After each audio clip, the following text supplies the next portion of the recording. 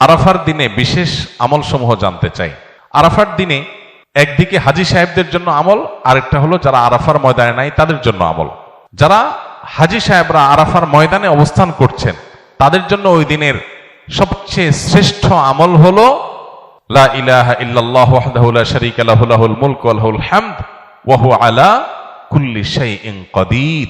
এটা মহব্বতের সাথে অর্থ বুঝে ধীরে ধীরে বারবার করে পড়তে থাকা, এটা হলো সবচেয়ে বেশি প্রয়োজনীয় কাজ। কেন?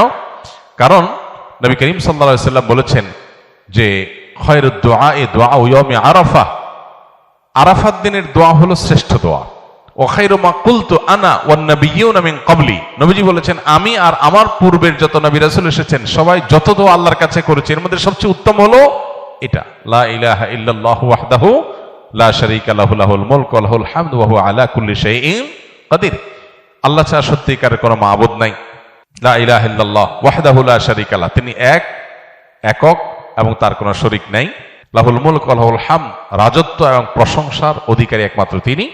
ওয়া হুয়া আলা কুল্লি শাইইন কাদির, তিনি সব কিছু করতে সক্ষম। বাহ্যিক দৃষ্টিকোণ থেকে এই বাক্যগুলোর মধ্যে কোনো প্রার্থনা নাই, তাহলে এগুলোকে দোয়া বলা হচ্ছে কেন?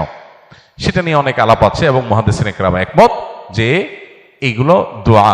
এখানে আল্লাহ রাব্বুল আলামিনের কাছে পরোক্ষভাবে নিজের চাওয়াকে পেশ করা হচ্ছে, আল্লাহর শক্তিমত্তার কথা জাহির করে আল্লাহর কাছে নিজের সবকিছুই নিবেদন করা হচ্ছে পরোক্ষভাবে, এটাও দোয়াই। তো এটা হলো আরাফার ময়দানে যারা হাজির অবস্থান করবেন তারা সবচেয়ে বেশি পড়বেন। অনেক উলামা ইকরাম অবশ্য বলেন যে এই দোয়া অর্থাৎ লা ইলাহা ইল্লাল্লাহু ওয়াহদাহু লা শারীকা লাহু লাহুল মুলকু ওয়া লাহুল হামদু ওয়া আলা কুল্লি শাইইন কাদির, আরাফার দিনে, আরাফার বাইরে যারা পৃথিবীর বিভিন্ন প্রান্তে গায়রে হাজী যারা আছি তারাও পড়তে পারেন, বরং আরাফার দিনে তাদের এটা পড়া উচিত এবং এ ব্যাপারে অনেকে রেকমেন্ড করেন। তাহলে একটা কারণে পেলাম লা ইলাহা ইল্লাল্লাহু ওয়াহদাহু লা শারীকা লাহু এটা পড়া, এবং আরাফাতের দোয়াকে সবচেয়ে শ্রেষ্ঠ দোয়া বলা হয়েছে। এই জন্য হাজী সাহেবরা বিশেষ করে যারা সেখানে অবস্থান করছেন ওই দিন একবারে সূর্য ডুবা পর্যন্ত, যোহর থেকে নিয়ে সূর্য ডুবা পর্যন্ত পুরো সময়টা দোয়ার ভিতরে ডুবে থাকা, এটা হলো সবচেয়ে বড় কাজ। আর যারা আরাফায় নাই, আরাফার বাইরে আছে, যারা হজে যাচ্ছেন না, তারা আরাফার দিনটাতে তারা রোজা রাখবেন। আরাফার দিনের রোজা নিয়ে আমাদের দেশে প্রতি বছরই গন্ডগোল বা মত পার্থক্য দেখা দেয়, কোন দিন রোজা রাখবো? এটা কি হাজিরা অবস্থান করছে ওই দিন, নাকি আমি যে দেশে আছি সেই দেশে যখন জিলহজের 9 তারিখ হবে? তো এটা নিয়ে উভয় পক্ষেই দলিল আছে, যুক্তি আছে, দুই মতেরই সপক্ষে আলেমদের বক্তব্য আছে।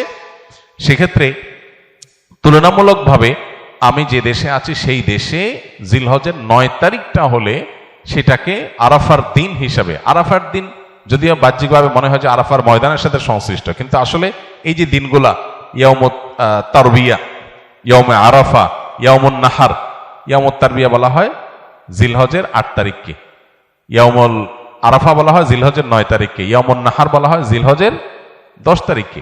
এখন এই নামগুলো যদিও হাজিদের হজের সাথে রিলেটেড, কিন্তু হজের বাইরে যারা আছে তাদের জন্য আপনার ফিকহের কিতাবগুলোতে বিভিন্ন দ্বীনি কিতাব পুস্তকে ইয়াউমে তারবিয়া, ইয়াউমুন নাহার বলা হয়েছে। এর মানে এটা না যে হাজিদের সাথে মিল করতে হবে, যে দেশে যেটা হবে সেটাই প্রযোজ্য হয়। তো সেই আলোকে ইয়াউমে আরাফা আপনি যেখানে অবস্থান করছেন সেখানকার 9 তারিখ হিসাব করে রোজা রাখতে পারেন। যদি আপনার কাছে বেশি মনে হয় যৌক্তিক যে না হাজিদের অবস্থানের সাথে মিল করে রাখাটা, যেহেতু নামের মধ্যেই ইয়াউমে আরাফা আছে, অতএব ওইটা আমি রাখবো, তো সেক্ষেত্রে আমি সেটাও করতে পারেন, কোনো অসুবিধা নেই।